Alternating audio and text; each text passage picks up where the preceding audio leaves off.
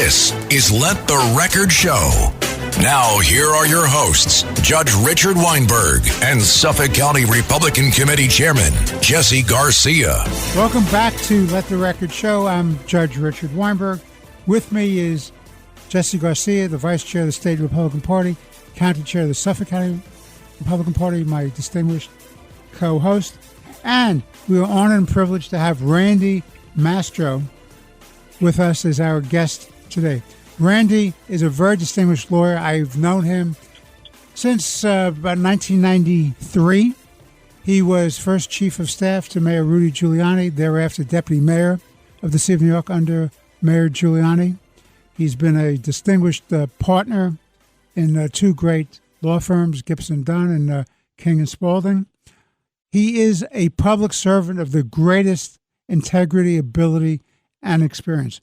Just recently, Mayor Adams has nominated him to be the Corporation Counsel of the City of New York, which is the head of the New York City Law Department, the Office of the Corporation Counsel, which I must tell you is one of the great public service, public interest law firms in the country, if not the world. Randy, welcome to Let the Record Show with Chairman Garcia and myself. Thank you, Your Honor, and it's an honor for me to be here. Thank you. So, let me ask you this question.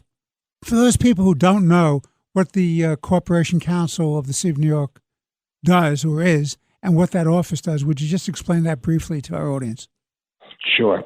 The Corporation Counsel is the city's top lawyer, represents all of the offices of the city, meaning both the administration and the city council, oversees the 800-lawyer law department, making it among the largest, if not the largest, law office in New York City, public or private. It defends the cities against lawsuits. The city gets sued in thousands of lawsuits a year. But it also sometimes brings affirmative litigation. And if I am fortunate to have this opportunity, it will bring a lot more proactive affirmative cases to protect the city's interests. So it's a very important legal job, and its primary importance is that it's representing all of the people of the city of New York and ensuring that their interests are protected. And that's a calling, and I'm answering the call. Well, I think Mayor Adams has made an excellent choice. You and I, as I said, go back to 1993. We worked together, the two sides of City Hall, one the legislative branch, the other the executive branch. You and I were on the Lincoln Center board together for years and years and years, representing the mayor's side and the city council side. And I always found you to have the ability to cross aisles regardless of party. You worked for a Republican mayor, but you're a Democrat, like me, a Democrat. You have a history of public service and community leadership. Would you tell our audience some of the positions you've held outside of government and some of the issues that you've dealt with? Be pleased to do that because I've been honored to spend over a decade of my career in public service, both as a federal prosecutor and then in City Hall.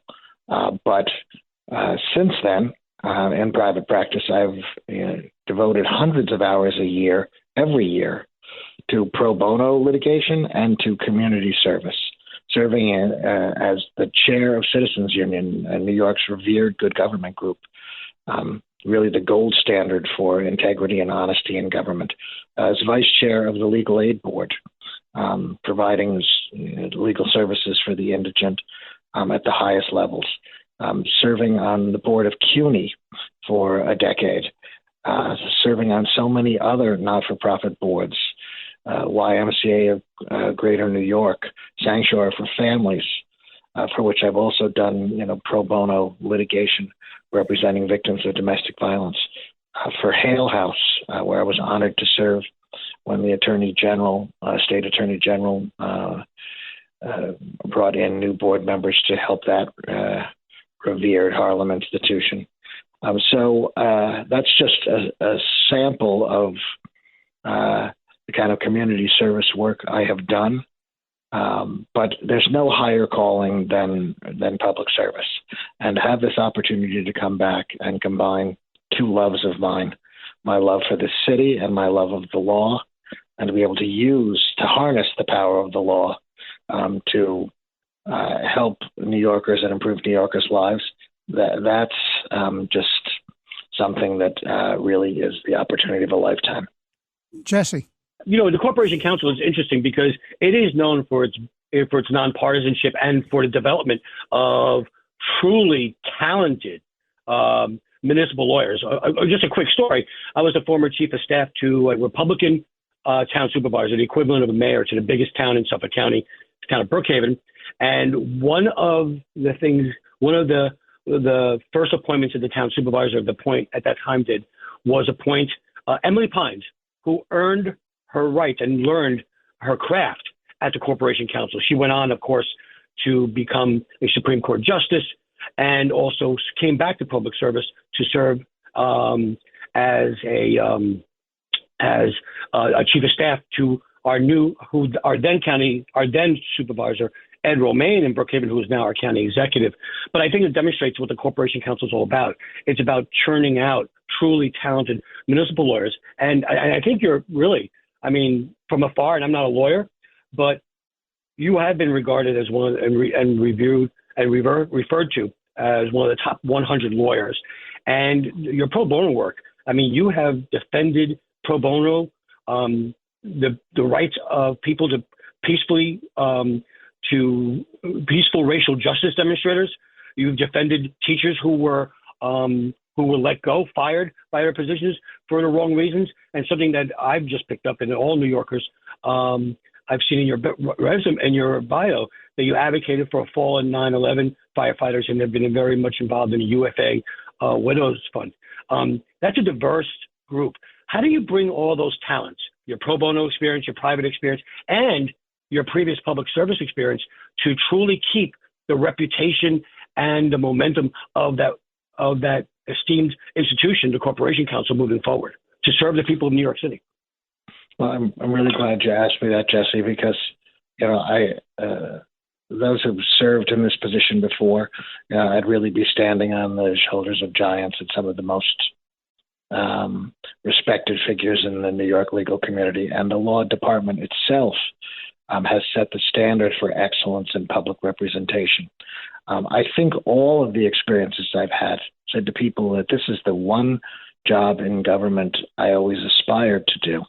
And I've been training for it for my entire career because each of those experiences lends itself to having perspective and an ability to lead such a large office. Having been a deputy mayor, having been part of management of large international law firms and run their litigation groups internationally of comparable size to the law department, I know how to manage and administer a large staff. But just as importantly, the skills that I have learned over the years, I can hit the ground running.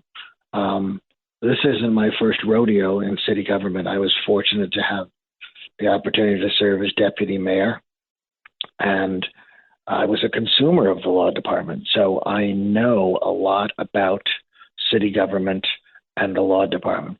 But the diversity of cases that I've had over the years, the success I've had in private practice representing firm clients, now I'm going to bring that success, that energy, that commitment, that professionalism to representing the city and the people of New York City and every branch of government, including the city council. So the success I've had, now I want to bring that success to New Yorkers.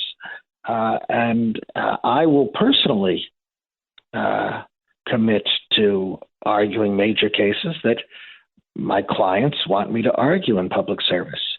That's not something Corp Counsel have necessarily done in the past. But I look forward to this because it's a chance to do not only a public service, but public good. And I want to take that great office, move more of its resources into affirmative litigation, to proactively protect civil rights, constitutional rights, and public safety. In my own career, I've had many cases where we used the law, going back to my federal prosecutor days, affirmatively to protect public safety and advance public safety, to go after drug dealers, to go after illegal guns, to go after organized crime. In my work, not only as federal prosecutor, but then later as deputy mayor, where we cracked down on the Fulton fish market and in the private carding industry. I remember that well. I remember yes, that well. I personally received death threats from La Cosa Nostra because our crackdown was so effective. And people thought, Your Honor, you'll remember this, people thought we couldn't defeat the mob. It was so entrenched at the Fulton fish market and the private carding industry. Other administrations said, let's not take this on. This is too difficult. But working with the council to pass legislation and then implementing that legislation, we broke the mob stranglehold. And I ended up putting my life on the line to do it, but I've lived to tell the tale. And these are the kinds of things that you can use the law to do. And it's protecting the public interest, and it's doing the right thing. And I'm particularly proud to be on this program today with Your Honor, because we worked so constructively across the hall to get those kinds of things done. It was a golden, Randy, it was a golden era where we worked together, the legislative branch and the executive branch, to preserve, protect, defend the city of New York. And completely right. And you were an absolute essential part of that effort. I literally remember it well. I did my small part. You did your great part. It was just absolutely wonderful. I just want to ask you, I want to make a statement, then I want to ask you a question in conclusion. Sure. I just want our listeners to know this. You have been endorsed by former corporation counsels, distinguished judges, law professors, deans of law schools, clients, both humble citizens and great corporations, as one of the great choices that we've ever had as a nominee for corporation counsel. And I was honored and privileged to submit testimony to the city council, which I hope they will review. I've written letters on your behalf. I believe that New York City will be greatly enhanced, and Mayor Adams will be fortunate indeed to have you as New York's top lawyer. But I have to ask you this question. Why, at this stage of your life, do you even want to do this? You're leaving a partnership with one of the great law firms of the world where you're very successful. You're one of the leaders of that firm. Why would you do that now? Well, Your Honor, as you know, I have officially I'm a gray eminence, and at this stage in my career, I can't think of a more meaningful thing to do than to give back to the city I love, and to be able to do this job. We're at a critical juncture. We're facing a lot of issues that implicate the law in the solutions, and to be able to come back and help the city at this time of a fraught time in our national and local democracy, and to be able to help use the power of the law to address the problems we face. I mean, it's a higher calling, and I'm answering the call. So yes, there are personal sacrifices involved, but something worth doing, you do no matter what the price. You do no matter what the sacrifices you have to make. You know yourself from having spent so many great years in public service what it means to answer that call, and I'm just honored to answer it. And I just have to say you're too kind. But working with you and Speaker Vallone and his senior team and the great council members from that generation, and how constructive we all worked together. And it wasn't about what political party you were in. It's about getting things done for the public interest. I mean, we even passed during that period of time the most sweeping domestic partnership protections in the nation for same-sex couples. No one was talking about gay marriage back then in the 1990s. No, it was a big leap. It was a big leap forward. And we did that because it was the right thing to do. And a Republican Catholic mayor and a Democrat Catholic speaker, everybody got on board to do that. I'm really proud of what we did together, Your Honor. So please know that's also part of what inspires me, to know what government is capable of doing, because we did it. This National Foster Care Month, Marine Toys for Tots is providing hope to children who need it most. Staff Sergeant James Caldwell, who grew up in foster care himself, shares that while handing out gifts at a Toys for Tots distribution event, a little girl looked up at him, reached into her bag, pulled out a stuffed animal and said, "Someone needs to make sure you get a toy too." That simple gesture embodies the heart of Marine Toys for Tots, ensuring every child, including those in foster care, experiences the kindness that can transform their future. Visit toysfortots.org today. Greg Kelly here with an urgent retirement warning. President Trump's return is set to usher in a new golden age, but growing trade tensions and China's ruthless attack on the dollar have rattled the markets. That's why Warren Buffett just dumped $133 billion in stocks. And so too have Jeff Bezos, Larry Page, and even Jamie Dimon, CEO of the world's largest bank. That's why thousands of informed IRA and 401k savers are now shielding their savings with gold. And the experts at Colonial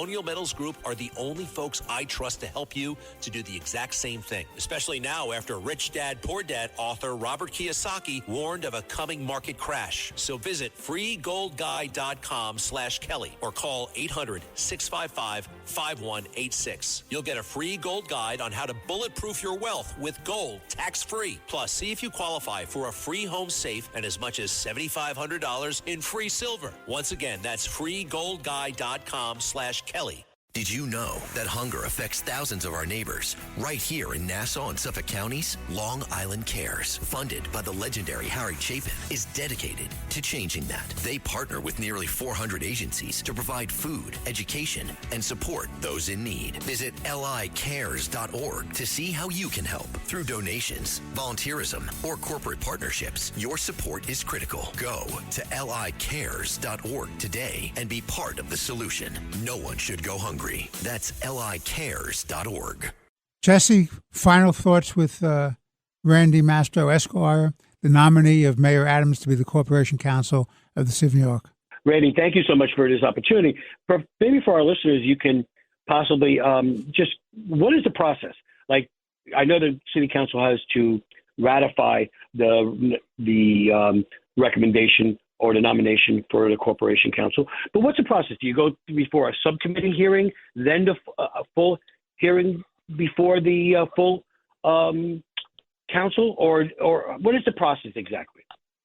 Thank you for asking that. The process is that the City Council's Rules Committee will hold hearings next Tuesday, August the 27th.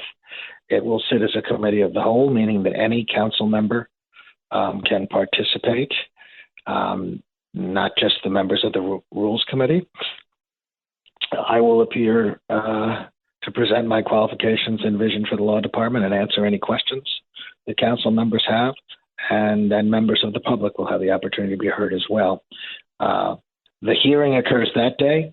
The vote on confirmation won't occur until sometime later in mid-September.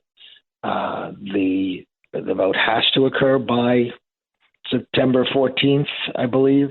It will probably occur slightly before that date when the council has its next stated meeting, which I think is September the 12th. Well, Randy Mastro, great lawyer, great public servant, great community activist.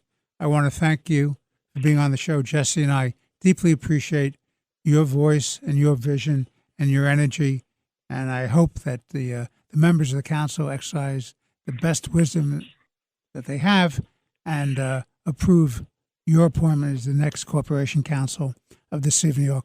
Randy, thank you very much for being on the show with Chairman Garcia and myself. We deeply appreciate it. Thank you. Thank you. It's been a pleasure, gentlemen.